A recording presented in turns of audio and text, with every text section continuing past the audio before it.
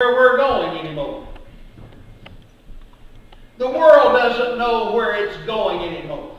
But it's going there in a fast pace. I was going to work the other morning, and when I turn off the interstate and go down toward the base, there's about a 3 or 4 mile stretch of just straight stretch of road. And I go slow. This guy came around me like I was tied to the ground, and I had my fingers crossed that security was sitting up there, as they usually do. And I was just going to laugh when I drove by. But they weren't. And I thought to myself, well, he was in a big hurry to get where he's going. And we were only a half a mile from the turn-in there to go in the main gate. And I said, well, he's going to Tullahoma.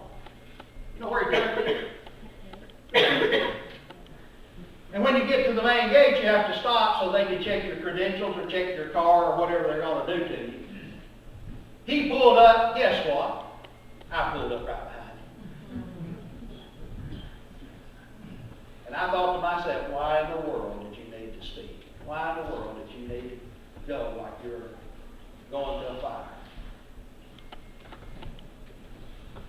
We're in a hurry. We're scattered. We're like sheep having no shepherd. We don't know where to go.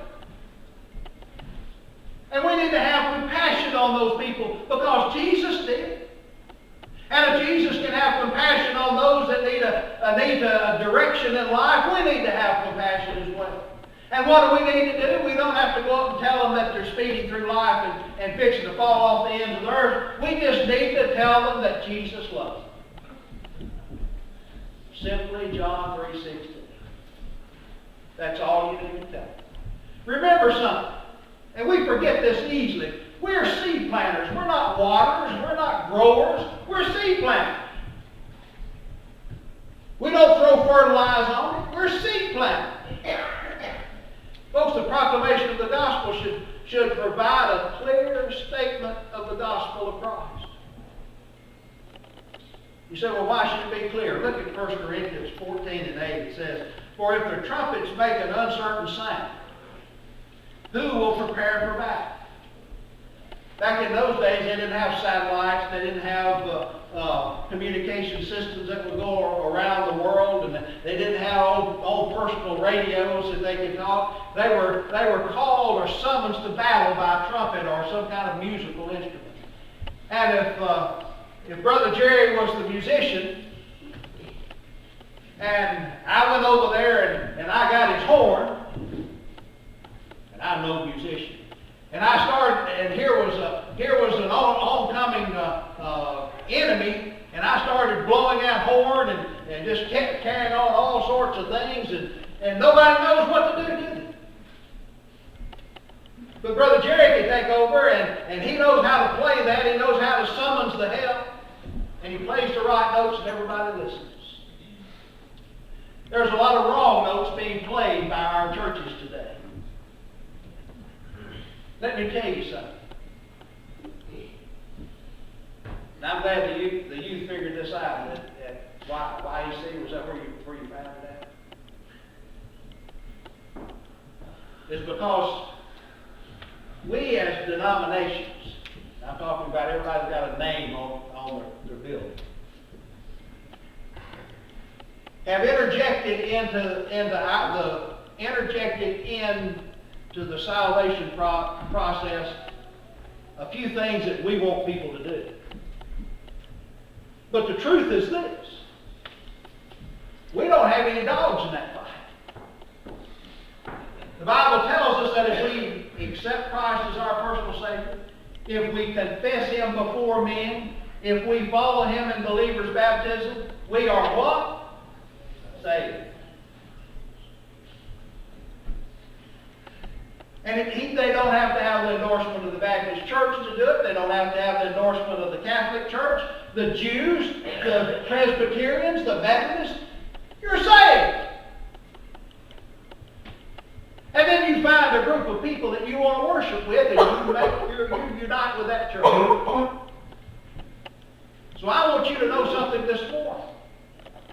That salvation doesn't come because you are a member of a church. It comes because you are willing to turn your life over to Jesus.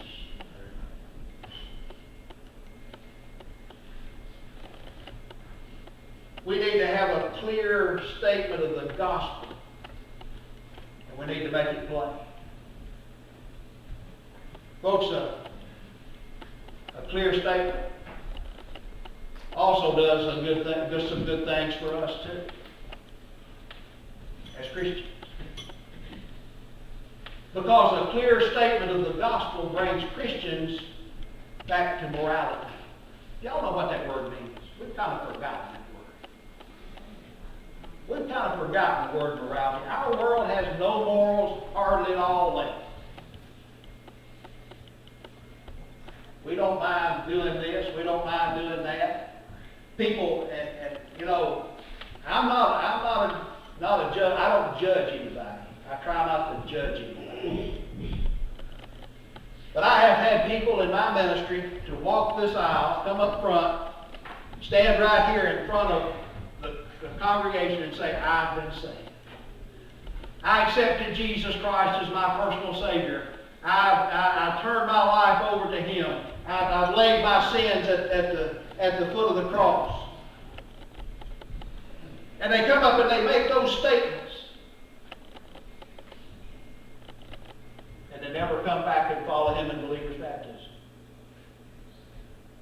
Or they come and make those statements, follow Him in believer's baptism, and the next time you hear about them, they're drunk somewhere. Or doped up somewhere. Or telling gossip.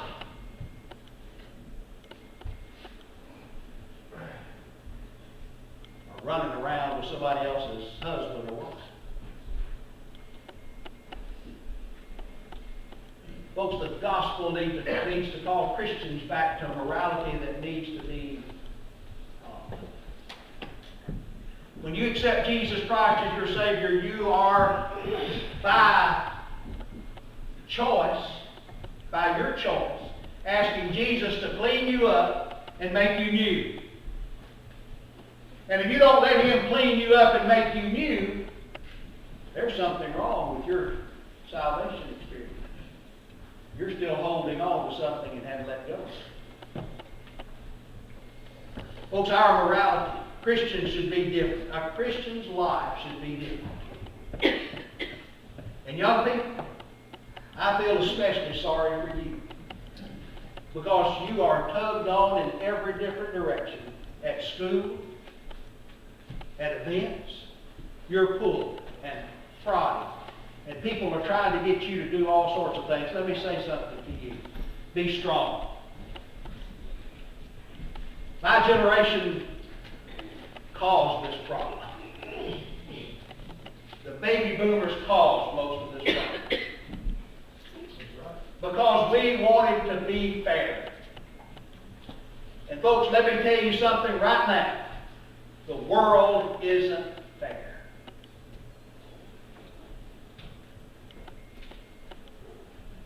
We're not to be fair.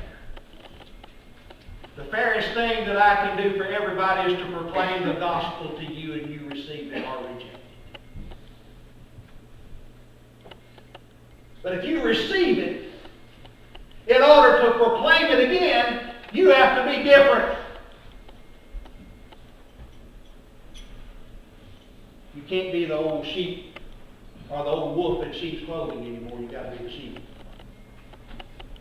Folks, the time has come for Christians to stop apologizing for their gospel and start proclaiming it. Because the dedication of Satan and his wrong ideas need to be met with enthusiasm for the gospel of Jesus Christ. Proclaim His gospel. Let people know where you stand. Because guess what? When you do that, people come to know Jesus as their personal Savior. And if you're a Christian, if your life doesn't reflect Christ, let me tell you what you need to do. right there where you're sitting, you need to ask Him. God, point out my shortcomings and help me overcome. I want to serve you better. If you're not a Christian this morning, here's the gospel. John 3:16. For God so loved the world that He gave His only begotten Son, that whosoever, black, white, rich, poor, doesn't matter, would call on His name will be saved. You've heard the gospel this morning. What are you going to do? Father, thank you for Jesus. Thank you for His ministry, and thank you for calling us to be your proclaimers of His word. And Heavenly Father, as we proclaim the good news